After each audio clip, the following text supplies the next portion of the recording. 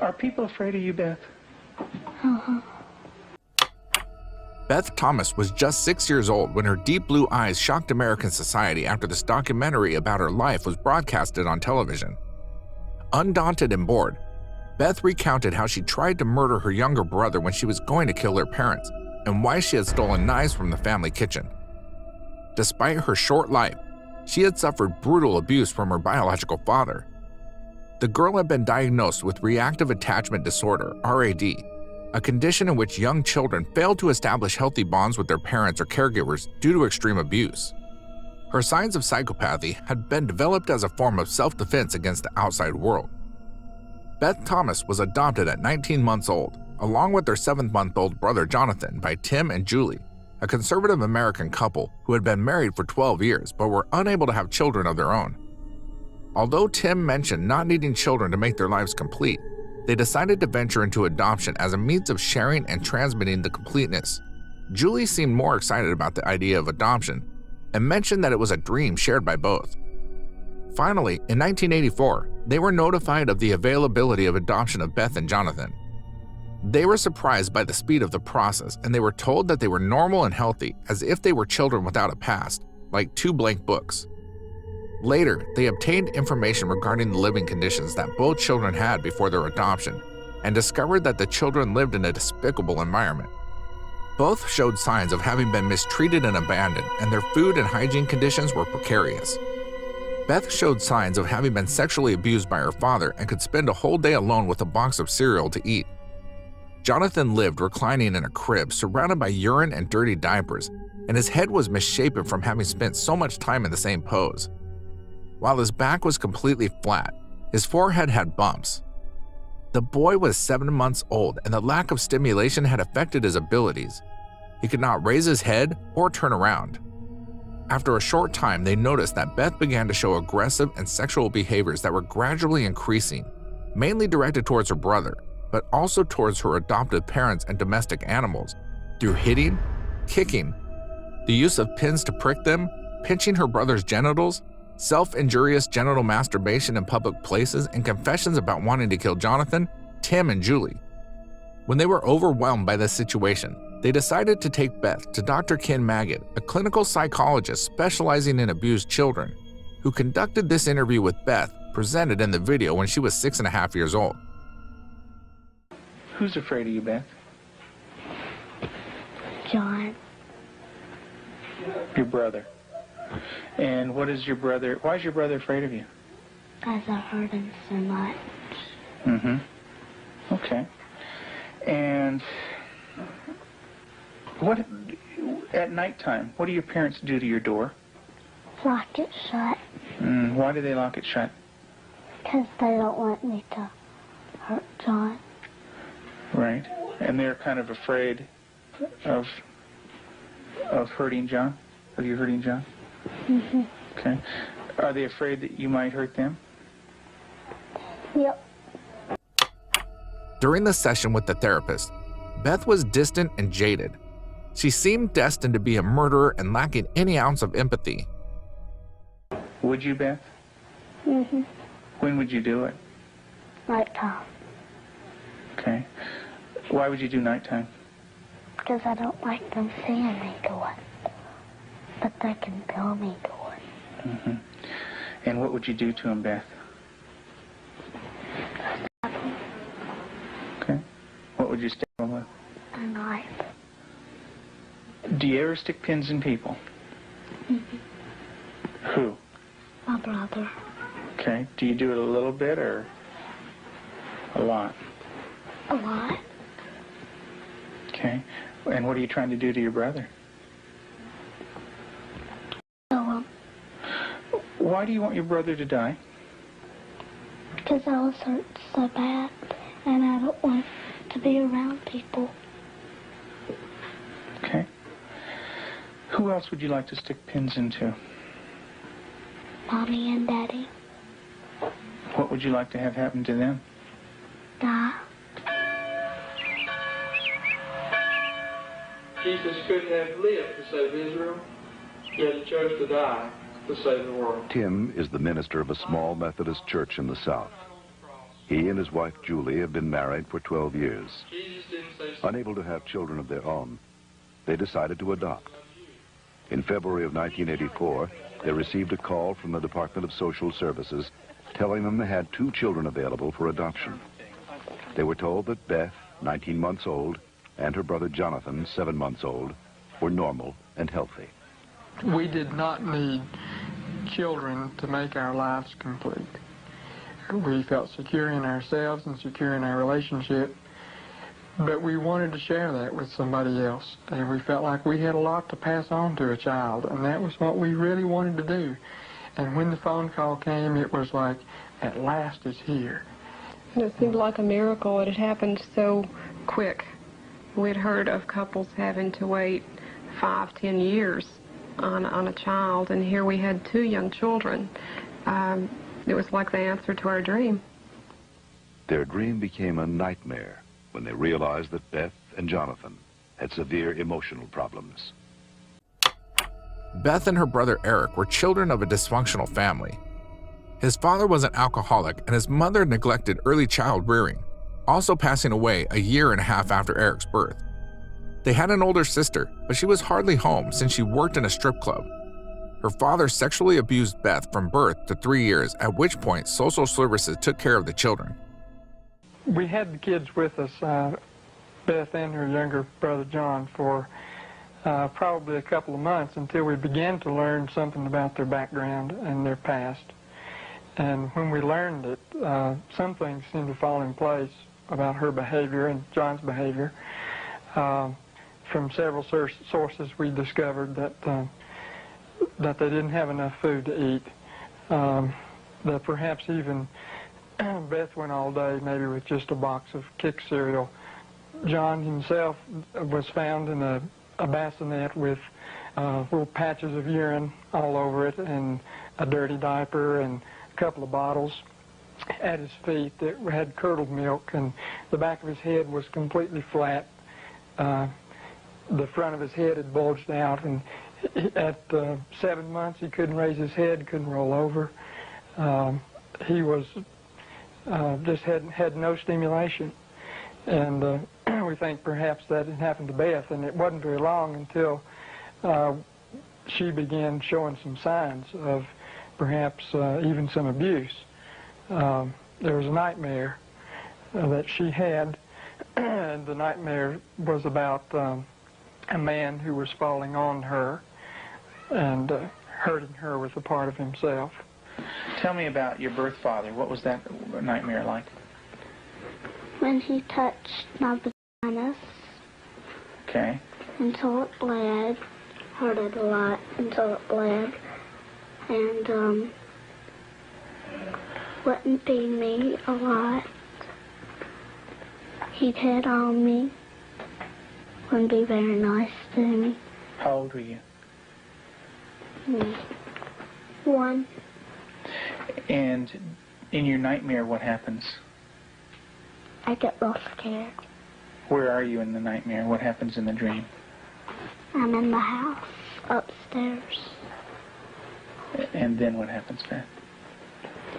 When he comes upstairs and hurts. How do you feel when you talk about this? Scared. Where's your birth father? What's he doing? He's right there, and there's his hand. His hand's right there. Where? Right there. You can't hardly see it because it's green. What's it touching? My vaginas. And what is your birth father doing? Hurting it. Your face looks sad. Can you tell me about that? It's crying because there's dots of the tears. When referring to the nightmares in which a man fell on her and hurt her, Beth implies that she was sexually assaulted by her father. The repercussions of the abuse she had suffered as a child had led to uncontrollable anger. Beth had endured severe neglect and abuse as a child. Her birth mother died when she was 1. Because of these early childhood experiences, Beth never developed a sense of conscience, love, or trust for anyone. The early sexual abuse by her birth father would cause her to exhibit inappropriate sexual behavior, especially toward her brother. Does your brother have private parts?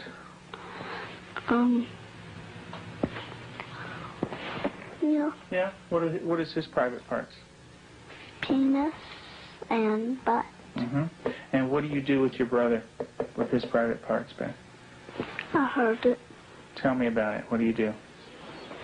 Now, I pinch it, squeeze it, kick it. When you do things to your brother's private parts, what does he say? Stop. Okay, tell me that. Well, he says stop, but I don't stop. Do you hurt him? A lot. Okay. And would you like to do that to other boys? When I caught her with Jonathan one morning, she was molesting him. He was crying and his pants were down, and I said, Beth, what's happening? And she said, I pulled his penis and put my finger up his anus.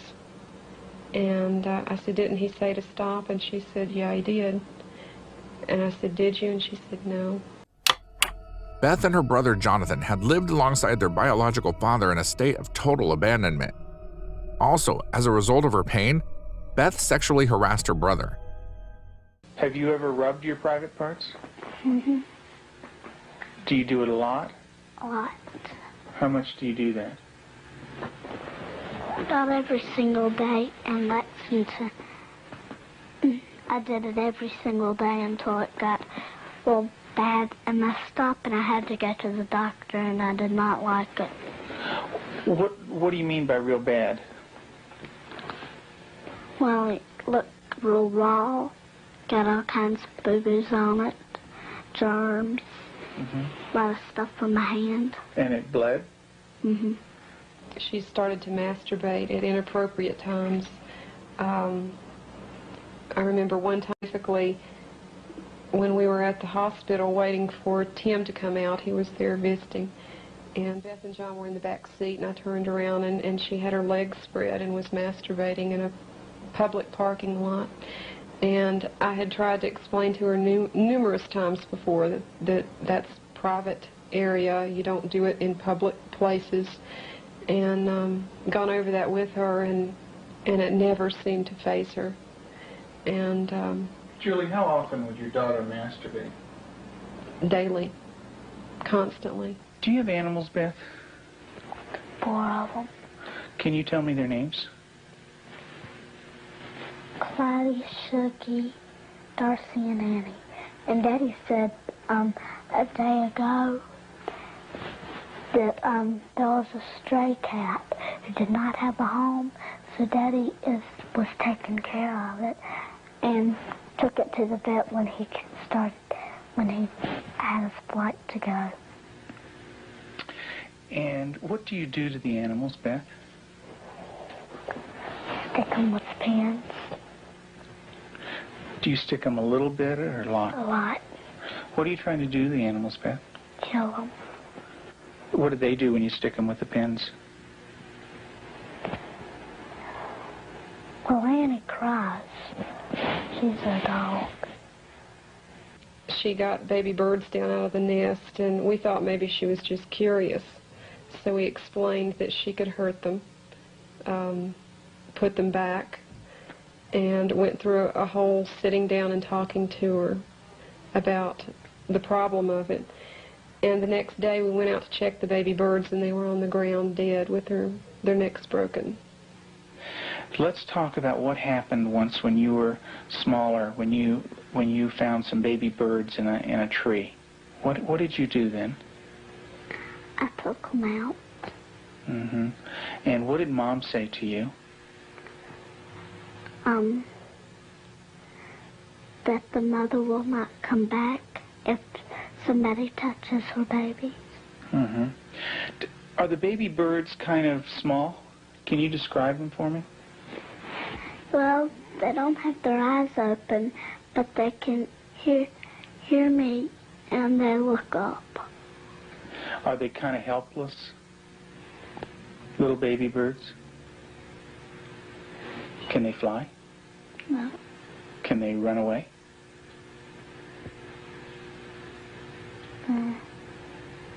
Yes. They can? Are they easy to catch or hard to catch? Hard. Yeah. Well, it's hard to remember. With the baby birds, what did you do? Took them out of the tree. And what did you do with them? Played around too rough.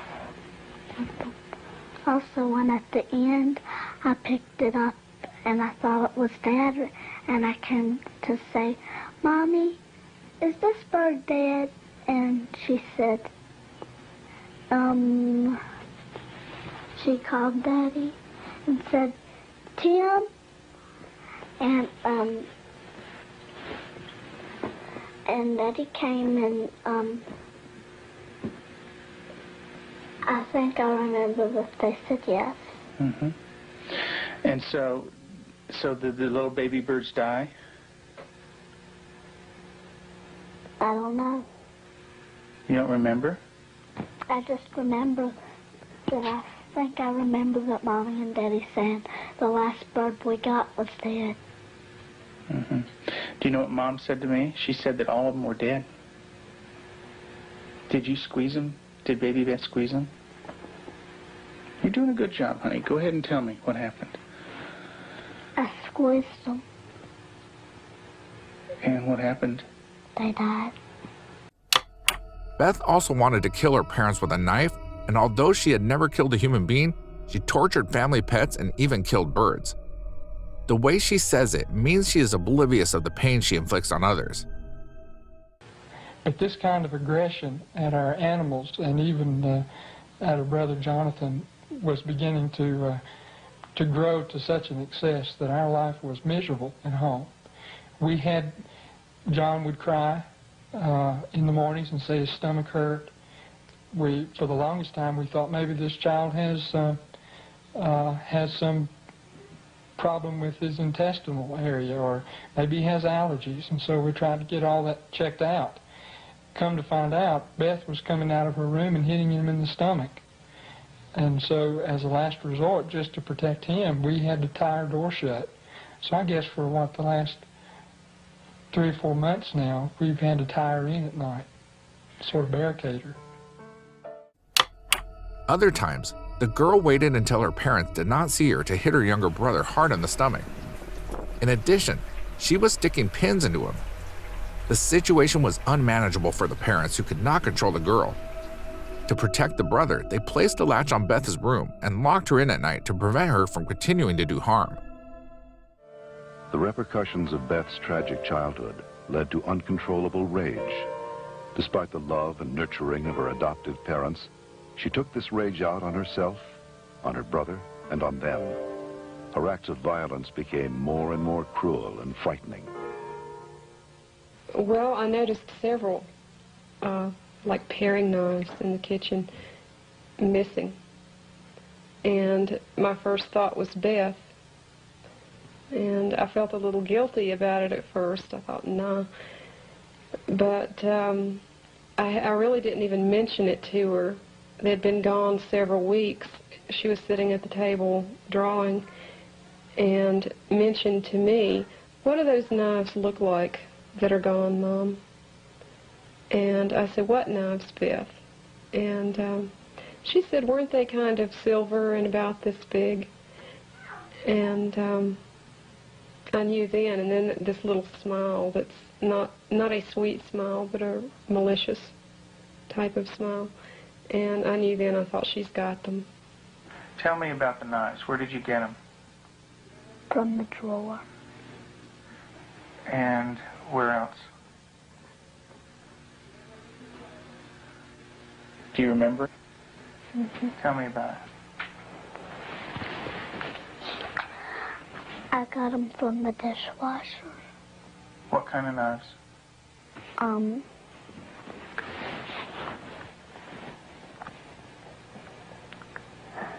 Big sharp ones. And what do you want to do with those knives? Kill John and Mommy with them, and Daddy. Beth frankly admits that she wishes to kill both her adoptive parents. Her acts of violence were increasingly cruel and chilling, to the point where she now had the weapons to accomplish the killing. And when Mommy asks you about where the knives are, what do you say? I don't know where they are. What did you think she might do with the knives? My first thought was Jonathan. And the reason we thought that was that by this time, she had tried to kill John on several occasions and openly admitted that. In the basement, she was hitting his head against a cement floor. I heard his screams and ran down and had to literally pull her hands off, and she looked wild-eyed. Did you get real mad at him? Did you hit his head real hard? Tell me about it. How many times did you do it? A lot? What was the floor like? Cement.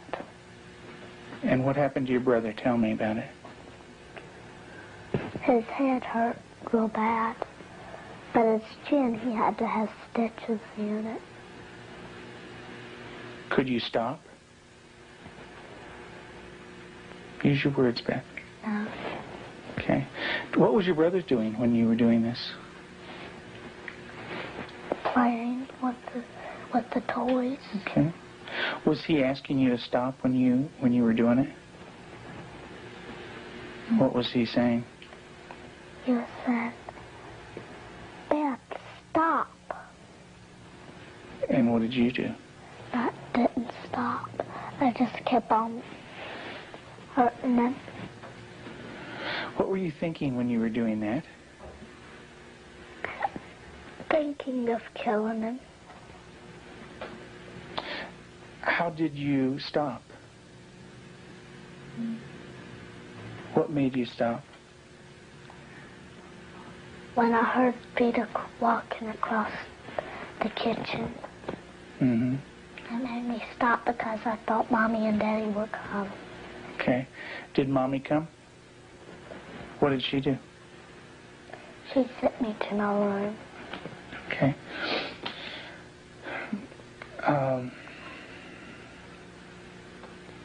And what if Mom didn't stop you? What would you have done?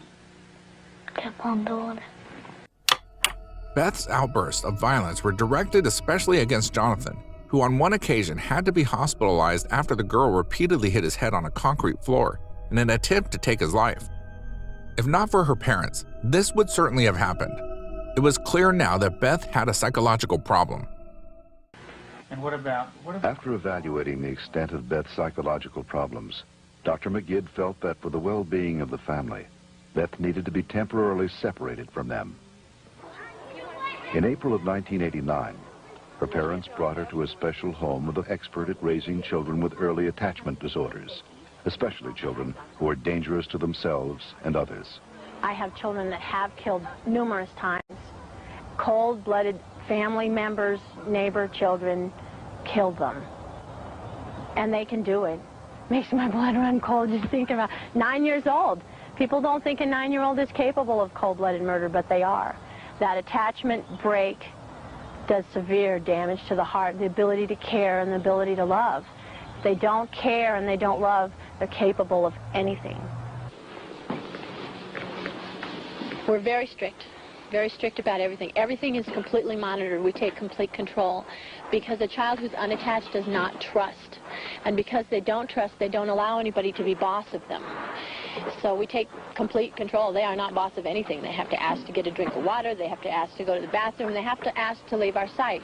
Part of that is because we cannot trust them because of the damage that they've done before. Worried about the situation, her adoptive parents tried to help her in different ways and took her to countless specialists. The aggressions were incessant to the point that it was impossible to continue a healthy life. Everything changed when they met the therapist Ken Magid, a clinical psychologist specializing in abused children and victims of serious abuse, so traumatized during the first years of life that they do not establish emotional ties with other people. The doctor worked with children who could not accept love, who had no conscience and who could hurt and even kill without remorse. The proposal was an intensive behavior modification therapy, and part of the sessions with Beth were recorded and formed part of the documentary. After assessing the extent of Beth's psychological problems, the specialist decided that it was best to separate her from the rest of the family. In April 1989, the girl was taken to a specialized residence for children with attachment disorders that are a danger to themselves and others. There, Beth lived with minors who had murdered in cold blood. The therapy consisted of imposing extreme restrictions. Beth had to ask permission for everything, including drinking water and going to the bathroom. Part of the goal was to rebuild Beth's self-esteem so that she perceived herself as a person of value. Beth, would you like to say grace, please? Dear Heavenly Father, thank you for this good day and everybody doing good. In Jesus' name, amen. Amen. Amen. They believe that they're evil. They believe they're from the devil. They believe that they are not a person of value. And we have to change that, and we have to build that from a child who's nothing, who's a bad kid in their own mind, to a child who's valuable and loving, and they see themselves as that.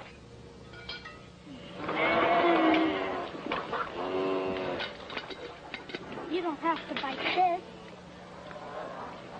When they do a chore well, we can say, you did a good job, you're a good worker.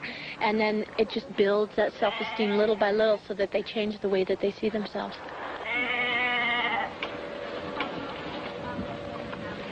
Several months into treatment in this controlled environment, Beth had made progress, and her therapist decided to loosen some of the controls. Anybody wants some more? I can. Beth continued to show signs of improvement. She began to develop a sense of right and wrong. She seemed to respond to affection, was more outgoing. Gosh, I don't have to like. She went to public school, made friends at the local church, and even sang in the choir. And you're going to go into Sunday school again this morning? Yeah. And get stickers? Maybe you could put one on your nose.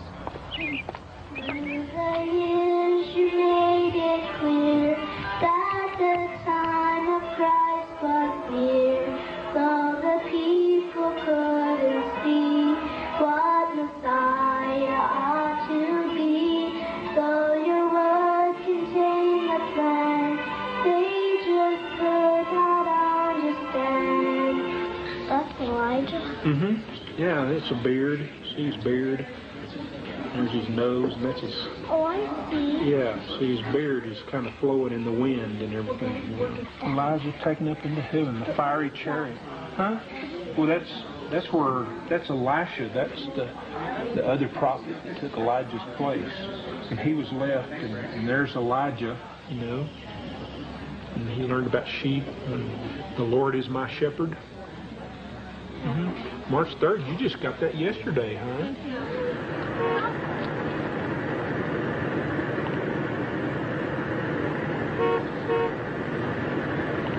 In the beginning, we couldn't trust her with anything. She was locked up at night. We had alarms on the door at night so she wasn't sneaking around doing things with the other children. We don't worry about that anymore. There's no alarm on her door at night now. She sleeps in the same room with my own daughter, and I trust her that much. She brushes the dogs, and I trust her that much.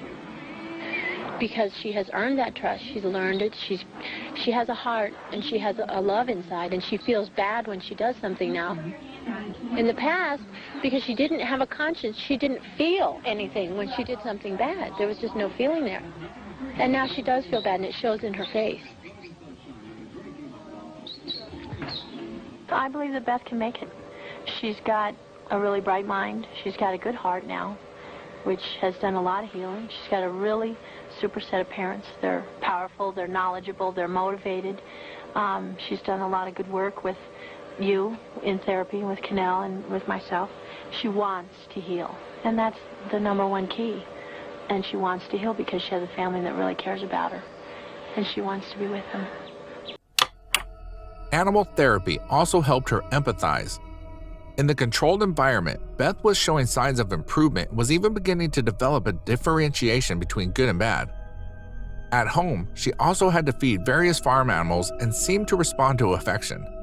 She laughed and interacted with other living beings and even hugged her therapist.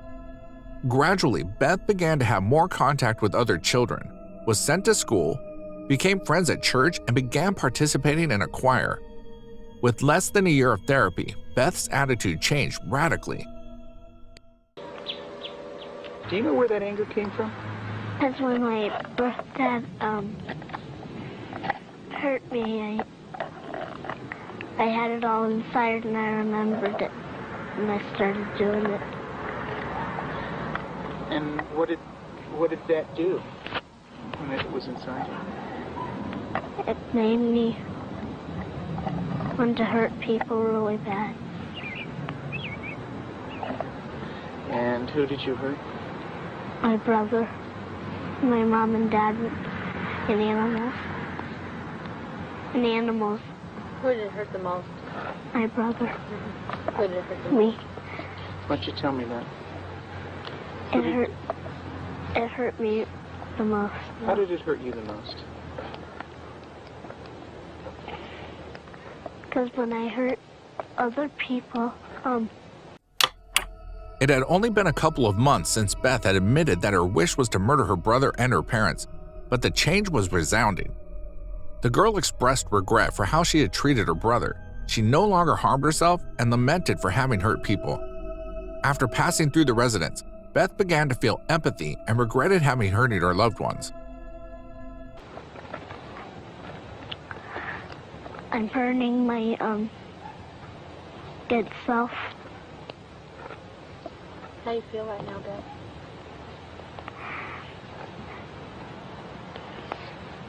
Bad. It's kind of tough to talk about, isn't it? Yes. It is. Beth gave her last interview for this film in December of 1989. Although she had made progress, she would still need extensive therapy. Not all abused children are as deeply scarred as Beth, but all abused children suffer a profound hurt for the rest of their lives.